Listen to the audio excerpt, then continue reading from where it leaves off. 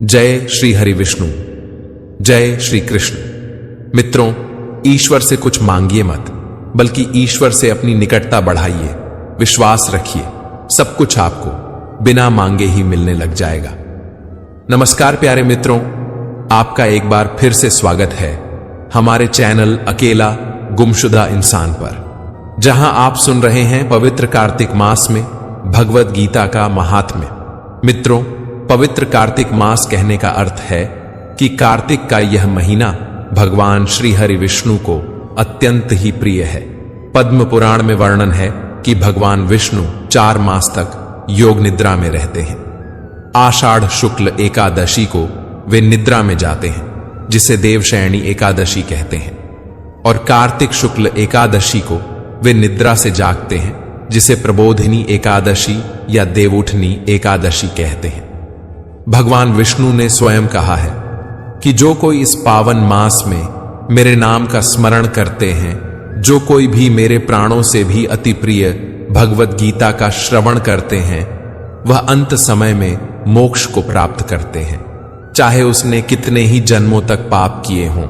मित्रों, भगवान विष्णु की इन्हीं बातों से प्रेरित होकर हम लोग अब तक भगवद गीता के 16वें अध्याय तक श्रवण कर चुके हैं, और आज हम आपके लिए लेकर आए हैं भगवद गीता का अध्याय 17।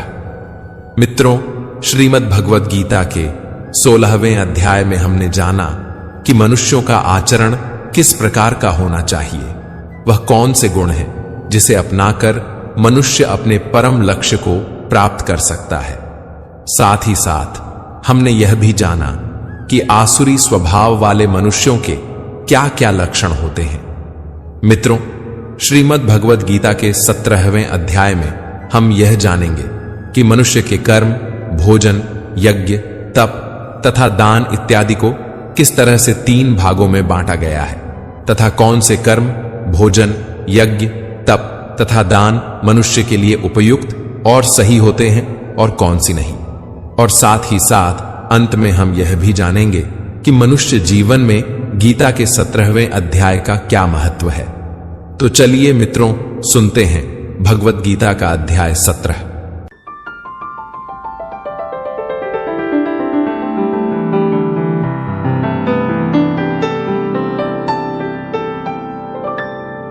श्रीमद् भगवद गीता अध्याय 17, श्रद्धा त्रय विभाग योग। मित्रों, सबके लिए शास्त्र जानना आसान नहीं है। शास्त्र को जानना अगर संभव भी हो जाए तो उस पर अमल कर अपने दैनिक कार्यों में लाना और भी मुश्किल है। किंतु ऐसा भी तो हो सकता है कि कोई मनुष्य ऐसी पूजा कर रहा है जो शास्त्र के अनुसार तो नहीं है, लेकिन उस मनुष्य की पूरी श्रद्धा है। मनुष्य की श्रद्धा को हम दोष नहीं दे सकते। ऐसी स्थिति में जब मनुष्य शास्त्रों के अनुसार पूजा नहीं कर रहा है, तो क्या उसकी पूजा मान्य होगी? ऐसा ही सवाल करते हुए अर्जुन कहते हैं, हे कृष्ण, जो मनुष्य शास्त्रों के विधान को त्याग कर पूर्ण श्रद्धा से युक्त होकर पूजा करते हैं, उनकी श्रद्धा सतोगुणी, रजोगुणी, तमोगुणी या अन्य किस प्रकार की होती है? वो पूजा जो शास्त्र विधि के अनुसार नहीं है, लेकिन उसमें श्रद्धा पूरी है, वैसी पूजा को क्या मानेंगे? इस प्रश्न का जवाब देते हुए श्री कृष्ण कहते हैं, मनुष्यों की श्रद्धा 3 प्रकार की होती है। श्रद्धा वो होती है जो स्वभाव से उत्पन्न होती है, यानी कि अनंत जन्मों के किए हुए कर्मों के संचित संस्कार से उत्पन्न हुई होती है। ऐसी श्रद्धा को स्वभावजा कहते हैं। श्री भगवान कहते हैं, शरीर धारण करने वाले सभी मनुष्यों की श्रद्धा प्रकृति गुणों के अनुसार 3 प्रकार की होती है, सात्विक, राजसी और तामसी। आपके कर्म आपके संस्कार बनके आपके साथ साथ चलते हैं, और वही आपका स्वभाव भी बनता है। उसी स्वभाव में आपकी श्रद्धा भी होती है। श्रद्धा की परिभाषा बताते हुए श्री कृष्ण कह रहे हैं कि सभी मनुष्यों की श्रद्धा स्वभाव से उत्पन्न अर्जित गुणों के अनुसार विकसित होती है। इसलिए जो पुरुष जैसी श्रद्धा वाला है, वह स्वयं भी वैसा ही होता है। जो आप हैं वही आपकी श्रद्धा है, जो आपकी श्रद्धा है वही आप हैं। जैसी वृत्ति वैसा पुरुष, मन, चित्त मस्तिष्क, ये सब हमारे ही शरीर में है। सब एक दूसरे से तारबंद है। आपके कर्म आपके संस्कार बनके वापस आपको बनाते हैं। इस तरह से पुरुष में श्रद्धा भी बनती है। जिस तरह से 3 प्रकृतियां होती हैं, उसी तरह से श्रद्धा के भी 3 रूप होते हैं। श्रद्धा के रूपों को समझाते हुए श्री कृष्ण प्रकृति के तीनों गुणों की पहचान करवा रहे हैं। श्री कृष्ण कहते हैं कि सात्विक गुणों से युक्त मनुष्य देवी देवताओं को पूजते हैं। राजसी गुणों से युक्त मनुष्य यक्ष और राक्षसों को पूजते हैं, और अन्य तामसी गुणों से युक्त मनुष्य भूत प्रेत आदि को पूजते हैं। जिसका जैसा स्वभाव है, जैसी जिसकी प्रवृत्ति है, जैसी जिसकी श्रद्धा है, उसका इष्ट, उसका भगवान भी वैसा ही है। मित्रों, आप इन 3 प्रकारों को इस तरह से सोच कर देखिए। जब आप सिर्फ पैसे के लिए काम करते हुए कुछ भी अपराध करने को तैयार हो जाते हैं, तो आप किसको पूज रहे हैं? और अपने काम को कर्तव्य समझ पूरी निष्ठा और ईमानदारी से जब करते हैं, तो किसको भजते हैं? हजारों में से कोई एक ही होता है जो शास्त्र विधि पर न चलने के बावजूद भी सत्य को प्राप्त होता है।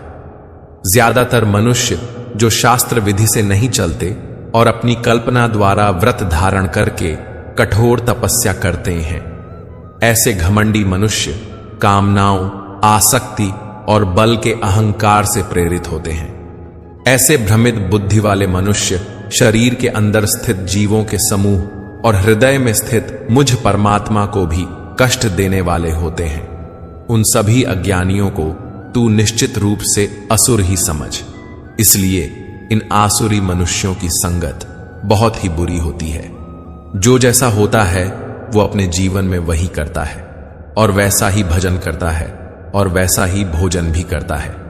मित्रों, आप लोगों के भजन और भोजन के हिसाब से उसकी प्रकृति का पता लगा सकते हैं। भगवान श्री कृष्ण कहते हैं कि हे अर्जुन, सभी मनुष्यों का भोजन भी प्रकृति के गुणों के अनुसार 3 प्रकार का होता है, और यज्ञ, तप और दान भी 3 प्रकार के होते हैं। जो भोजन आयु को बढ़ाने वाले, मन बुद्धि को शुद्ध करने वाले, शरीर को स्वस्थ कर शक्ति देने वाले, सुख और संतोष को प्रदान करने वाले, रसयुक्त चिकना और मन को स्थिर रखने वाले तथा हृदय को भाने वाले होते हैं, ऐसे भोजन सतोगुणी मनुष्यों को प्रिय होते हैं। 3 तरह के भोजन के भेद बताते हुए भगवान श्री कृष्ण अब राजसिक भोजन का भेद बता रहे हैं। श्री कृष्ण कहते हैं, कड़वे, खट्टे, नमकीन, अत्यधिक गरम, चटपटे, रूखे, जलन उत्पन्न करने वाले भोजन रजोगुणी मनुष्यों को रुचिकर होते हैं, जो कि दुख, शोक तथा रोग उत्पन्न करने वाले होते हैं। मित्रों, अब भगवान श्री कृष्ण तामसिक भोजन का भेद बताएंगे।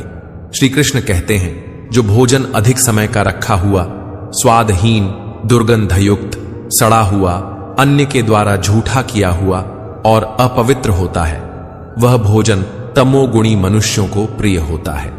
मित्रों, अगर राजसिक भोजन खाने से ही बीमारियों का घर होता है, तो आप समझ सकते हैं कि तामसिक भोजन खाने से किस तरह के नुकसान होते होंगे। भगवान श्री कृष्ण अब यज्ञ यानी कि उपासना, पूजा के तरीके के बारे में बताएंगे। सात्विक यज्ञ किस प्रकार का होता है? श्री कृष्ण कहते हैं, जो यज्ञ बिना किसी फल की इच्छा से शास्त्रों के निर्देशानुसार किया जाता है, और जो यज्ञ मन को स्थिर करके कर्तव्य समझकर किया जाता है, वह सात्विक यज्ञ होता है। अगर यज्ञ सिर्फ ईश्वर की आराधना या अपने कर्म को उसे समर्पित करने के लिए किया जा रहा है, तो वो यज्ञ, वो पूजा सीधे श्री कृष्ण तक पहुंचती है। परंतु जो यज्ञ केवल फल की इच्छा के लिए अहंकार से युक्त होकर किया जाता है, तो भगवान श्री कृष्ण कहते हैं कि हे भरत श्रेष्ठ अर्जुन, उसको तू राजसी यज्ञ समझ। जो यज्ञ शास्त्रों के निर्देशों के बिना, अन्न का वितरण किए बिना, वैदिक मंत्रों के उच्चारण के बिना, पुरोहितों को दक्षिणा दिए बिना और श्रद्धा के बिना किए जाते हैं, उन यज्ञ को तामसी यज्ञ माना जाता है। मित्रों, जहां शास्त्रों के अनुसार मंत्रोच्चारण नहीं हो रहा है, जिसमें दान नहीं हो रहा है, और जहां पर यज्ञ या ईश्वर के लिए मन में श्रद्धा और सम्मान ही नहीं है, उसे यज्ञ कैसे कह सकते हैं? वो तो एक तरह से आप छल कर रहे हैं। इसीलिए ऐसे यज्ञ को तामसिक यज्ञ कहा गया है। तप यानी कि तपस्या क्या होती है, कैसे की जाती है और कितने तरह की होती है, इसको समझाते हुए श्री कृष्ण कह रहे हैं कि ईश्वर, ब्राह्मण, गुरु, माता, पिता के समान पूज्यनीय व्यक्तियों का पूजन करना ही तप होता है। यानी कि माता, पिता, आचार्य और वृद्ध जो आपसे किसी भी प्रकार से बड़े हों, ऐसे लोगों का सम्मान, उनकी कही बातों पर चलना और उनकी पूजा ही तप होता है। जीवन में आचरण की शुद्धता, मन की शुद्धता, इंद्रिय विषयों के प्रति अनासक्ति और मन, वाणी और शरीर से किसी को भी कष्ट न पहुंचाना शरीर संबंधी तप कहा जाता है। किसी को भी कष्ट न पहुंचाने वाले शब्द बोलना, सत्य बोलना, प्रिय लगने वाले हितकारी शब्द बोलना और वेद शास्त्रों का उच्चारण द्वारा अध्ययन करना वाणी संबंधी तप कहा जाता है। मित्रों, जब आप हर हालत में शांत रहते हैं, मन और इंद्रियों द्वारा जैसा अनुभव किया हो, ठीक वैसा ही वाणी बोलते हैं। वेद शास्त्रों का पाठ और परमेश्वर के नाम का जप करते हैं तो ये वाणी संबंधी तप होता है। वाणी मधुर, सच्ची, शांत और लाभ पहुंचाने वाली होनी चाहिए। तप की एक और विशेषता बताते हुए भगवान श्री कृष्ण कहते हैं कि मन में प्रसन्नता होनी चाहिए। मन इधर उधर नहीं भाग रहा हो, मन में सभी प्राणियों के प्रति आदर का भाव हो और मन में भगवान को याद करने का भाव होना चाहिए। जब मन इस तरह की अवस्था में होता है तब उसे मन संबंधी तप कहा जाता है। मन को आत्मा में स्थिर कर जब सभी प्रकार से मन को शुद्ध कर लेते हैं तब वह मन संबंधी तप माना जाता है। जब देवता, ब्राह्मण और गुरु की सच्चे मन से पूजा की जाए तो वो शरीर संबंधी तप होता है। अच्छी वाणी से सबको अच्छा लगे, सच बोला जाए और सबका भला हो, वो वाणी संबंधी तप होता है। और जब मन को नियंत्रण में लाकर प्रसन्नता और शांति का भाव हो तथा मन भगवान में ही लगा हो तब उसे मन संबंधी तप कहा जाता है। फल को न चाहने वाले योगी पुरुषों द्वारा परम श्रद्धा से किए हुए इस तरह के 3 प्रकार के तप को सात्विक तप कहते हैं। जब तप किया जाए तो वह मन, वचन और शरीर से होना चाहिए, तभी तो वो सात्विक कहलाएगा। जो तप आदर पाने की कामना से, सम्मान पाने की इच्छा से और पूजा कराने के लिए स्वयं को निश्चित रूप से कर्ता मानकर किया जाता है, उसे क्षणिक फल देने वाला राजसी तप कहा जाता है। जब तप में पाखंड आ जाए, यानी कि श्रद्धा की जगह सिर्फ दिखावा करना ही इरादा हो, ये दिखाना कि कितनी बड़ी पूजा या यज्ञ किया जा रहा है, तब वह तप राजसिक कहा जाता है। इस तरह के राजसिक तप से जो फल होता है वो अनिश्चित होता है, यानी कि इस राजसिक तप से जो फल आएगा वो थोड़े ही समय में खत्म हो जाएगा। जो तप मूर्खतावश अपने सुख के लिए दूसरों को कष्ट पहुंचाने की इच्छा से अथवा दूसरों के विनाश की कामना से किया जाता है, उसे तामसी तप कहा जाता है। मित्रों, अब दान की परिभाषा को भगवान श्री कृष्ण समझा रहे हैं। दान देना एक कर्तव्य है। जब जहां पर जिस वस्तु का अभाव हो उसी वस्तु द्वारा प्राणियों की सेवा करना ही दान कहा जाता है। जिसको जिस वस्तु की जरूरत है अगर उसे वो देंगे तभी तो उसका भला होगा। भूखे, अनाथ, दुखी, रोगी, असमर्थ और भिक्षुक को अन्न, वस्त्र और औषधि दी जानी चाहिए। इरादा जरूरतमंद की जरूरत पूरी करने का होना चाहिए। मित्रों, जब ऐसा होता है तो वो दान सात्विक कहलाया जाता है। सात्विक दान करते हुए उपकार की भावना, जैसे कि मैंने इतना बड़ा काम कर दिया, ऐसा भाव नहीं होना चाहिए। इसीलिए भगवान श्री कृष्ण कहते हैं कि हे अर्जुन, जो दान कर्तव्य समझकर बिना किसी उपकार की भावना से उचित स्थान में उचित समय पर और योग्य व्यक्ति को ही दिया जाता है, उसे सात्विक दान कहा जाता है। किंतु जो दान बदले में कुछ पाने की भावना से अथवा किसी प्रकार के फल की कामना से और बिना इच्छा के मतलब है कि मन से देने का भाव नहीं है, लेकिन अपनी शान बढ़ाने के उद्देश्य से दिया जाता है, उसे राजसी दान कहा जाता है। मित्रों, देने में अगर लेने का भाव आ जाए कि दान के बदले में आपको नाम, लाभ या प्रतिष्ठा मिलेगी, तो वो कभी भी सात्विक दान नहीं कहलाया जा सकता। दान तो खुश होकर करने वाली वस्तु है मित्रों।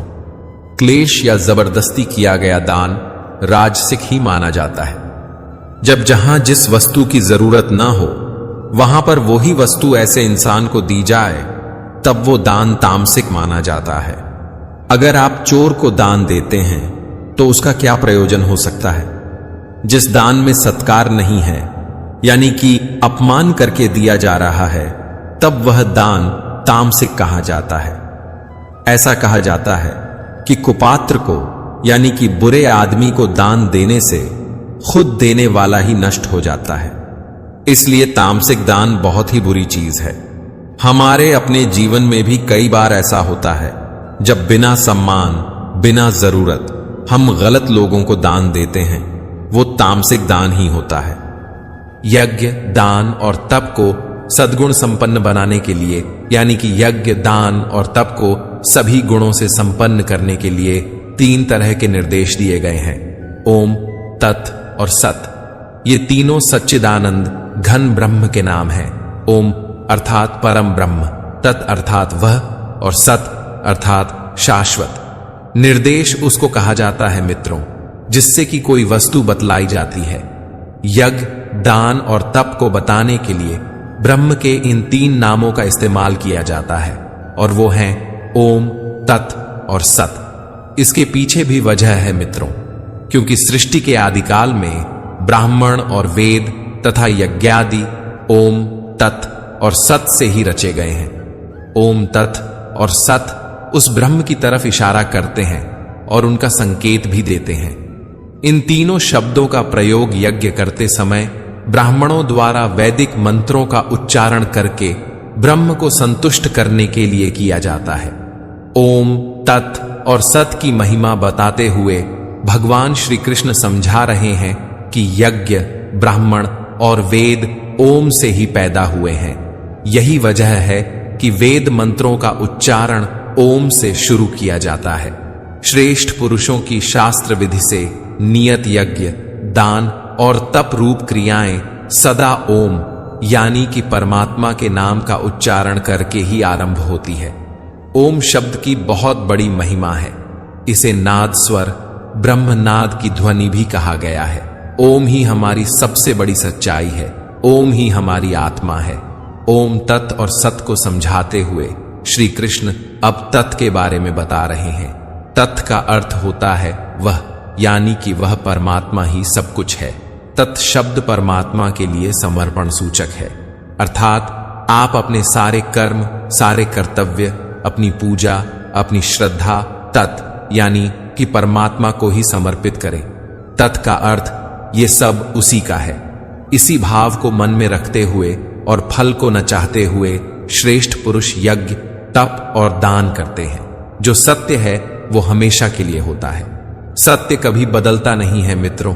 बात को कितनी भी घुमाई फिराई जाए, फिर भी सत्य तो सत्य रहता है। इसी सत्य को श्री कृष्ण समझा रहे हैं कि ये क्या होता है। सत्य परमात्मा का ही नाम है, क्योंकि उस परमात्मा से बड़ा सच और कुछ भी नहीं। जब भी कोई उत्तम कर्म किया जाता है तो उसमें भी सत शब्द का प्रयोग किया जाता है। सच के लिए जो भाव है वही सत है। भगवान श्री कृष्ण कहते हैं कि हे पृथा पुत्र अर्जुन, इस प्रकार साधु स्वभाव वाले मनुष्यों द्वारा परमात्मा के लिए सत शब्द का प्रयोग किया जाता है, तथा परमात्मा प्राप्ति के लिए जो कर्म किए जाते हैं उनमें भी सत शब्द का प्रयोग किया जाता है। इसलिए आप सच का सम्मान करना सीखिए मित्रों। जब परमात्मा सबसे बड़ा सच है तो उसको प्राप्त करने के लिए जो काम किए जाते हैं वो भी सच ही होते हैं। यानी कि यज्ञ, तप और दान में जो स्थिति होती है उसे भी सत ही कहा जाता है। यज्ञ, तप और दान ऐसे कार्य हैं जो परमात्मा तक आपको ले जाने का काम करते हैं, इसीलिए उनसे होने वाली स्थिति सत होती है। सच्चे मन से यज्ञ या तप या दान जब भी किया जाता है, अपने हर कर्म को उसी परमात्मा को सौंप दिया जाता है। कर्ता खुद को न मान, अपने पर घमंड किए बिना जब आप परमात्मा की तरफ जाते हैं तो वो सत ही कहलाता है। भगवान श्री कृष्ण कहते हैं कि हे प्रथापुत्र अर्जुन, बिना श्रद्धा के यज्ञ, दान और तप के रूप में जो कुछ भी संपन्न किया जाता है वह सभी असत कहा जाता है। इसलिए वह न तो इस जन्म में लाभदायक होता है और न ही अगले जन्म में लाभदायक होता है। इस प्रकार उपनिषद, ब्रह्म विद्या तथा योग शास्त्र रूप श्रीमद् भगवद गीता के श्री कृष्ण अर्जुन संवाद में श्रद्धात्रय विभाग योग नाम का 17वां अध्याय संपूर्ण हुआ। मित्रों, पद्म पुराण में भगवद गीता के 17वें अध्याय की महिमा का वर्णन है। आइए उसे सुनते हैं। भगवान शिव बोले, हे पार्वती, तुमने श्रीमद् भगवद गीता के 16वें अध्याय की असीम महिमा सुनी है। अब कृपया श्रीमद् भगवद गीता के 17वें अध्याय की अमृतमय महिमा सुनो। राजा खड्गबाहु के पुत्र का दुशासन नाम का एक सेवक था जो बड़ा ही धूर्त और अत्यंत मूर्ख था। दुशासन ने राजकुमार से शर्त लगाई कि वह हाथी की सवारी कर सकता है। वह हाथी पर कूद पड़ा और कुछ कदम चलने के बाद वहां उपस्थित लोगों ने उससे अनुरोध किया कि वह उस खतरनाक हाथी पर न चढ़े, किंतु मूर्ख दुशासन ने उस हाथी को उकसाना और कठोर शब्दों का प्रयोग करके उसे उकसाना शुरू कर दिया। अचानक वह हाथी अत्यंत क्रोधित हो गया और इधर उधर बेतहाशा भागने लगा। अपने को रोक न पाने के कारण दुशासन भूमि पर गिर पड़ा।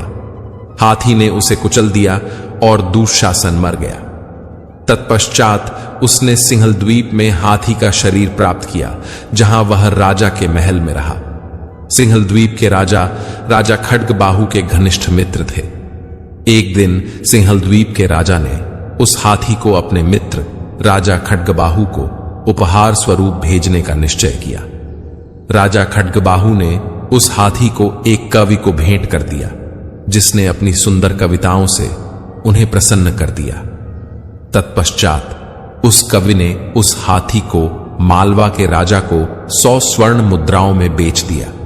कुछ समय पश्चात उस हाथी को असाध्य रोग हो गया। जब हाथी पालकों ने देखा कि हाथी ने खाना पीना छोड़ दिया है तो उन्होंने राजा को इसकी सूचना दी। जब राजा को इसका पता चला तो वे श्रेष्ठ चिकित्सकों के साथ हाथी के स्थान पर गए। उस समय उस राजा को आश्चर्य हुआ जब हाथी ने बोलना प्रारंभ किया, हे राजन, आप अत्यंत पवित्र और वेदों के कट्टर अनुयायी हैं।